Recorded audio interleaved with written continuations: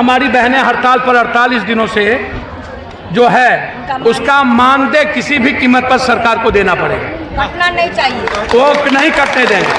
और चयन मुक्त की बात करते हैं, वो 2.5 लाख लोगों को मार दीजिएगा, मरते दम तक सरकार चयन मुक्त नहीं कर सकती है।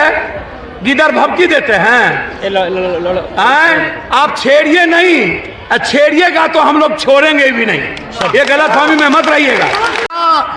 भारतीय कम्युनिस्ट पार्टी आज तमाम समर्थक लोगों के साथ हम सम्मानजनक समझौता कराएंगे और चयन मुक्ति का जिन लोगों पर कार्रवाइयाँ हुई है हम वापस कराएंगे।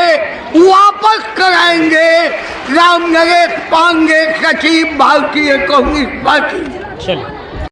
आपको आर्थिक आज़ादी, 1 nation 1 economy, 1 nation 1 education, 1 health, 1 job, 1 work की बात करनी होगी।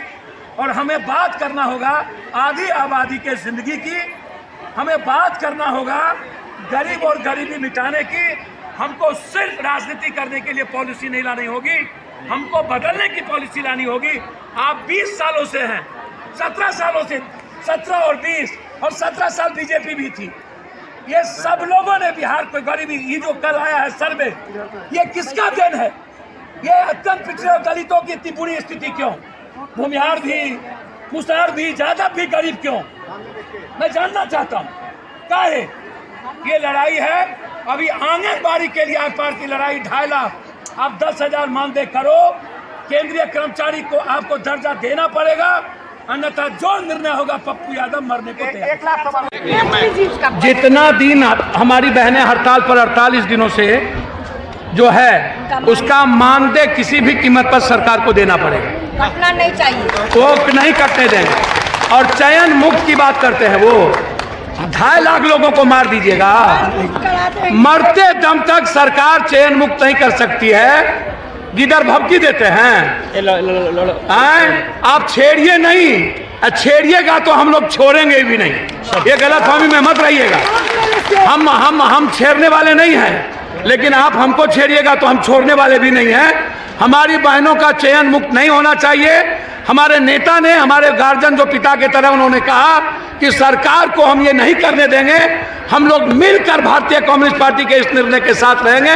बहुत बहुत धन्यवाद। निदेश्वर जी को लेकिन वहां रहने खाने से लेकर के हमारी बहन कहीं भी भटकेगी नहीं। जब तक पप्पू यादव जिंदा है, भारत का एक गरीब बेगर पैसे के लिए मर सकता। मैं जिंदा हूं, मेरी औकात है, मुझ में हिम्मत है अपनी किडनी बेच के गरीबों की जिंदगी बचाने की, और मैं डेली करता हूं। है किसी को औकात तो करके दिखा दे। कुछ राजनीति नहीं की जाती है। और मैंने उस दिन अपनी बहन को कहा था, हम जानते हैं कि जात पात की राजनीति में हम फिट नहीं बैठते हैं, हम जानते हैं कि झूठ की और दोगलाई की राजनीति में हम फिट नहीं बैठते हैं। सच बोलने वाले बहुत गुनाहगार हो जाता है। सच बोलने वाले को कोई पसंद कभी नहीं किया, सुकरात को भी जहर दिया। सच बोलने वाले को कभी भगवान बना दिया, लेकिन उसको जीते जी इस इंसान ने जस्टिस क्राइस्ट को सूली पर लटका है। बुद्ध को आपने मार लाठी भगा दिए, वाल्मीकि को माने, संत रविदास को माने, किसको माने आप लोग? कृष्ण को गुजरात भगा है, शिव को जहर दिए, राम को आपने भगा दिया, किसको माना? हम जानते नहीं हैं, हमको कोई राजनीति नहीं आती। मेरी बहन है जिससे हम प्यार करते हैं और जिसके लिए जीते हैं ना, उसके लिए दुनिया से लड़ने की कुव्वत है और मरने का भी जज्बा पप्पू यादव के भीतर है। हम होते तो किसी कीमत पर पहली लाठी पप्पू यादव के पीठ पर होती।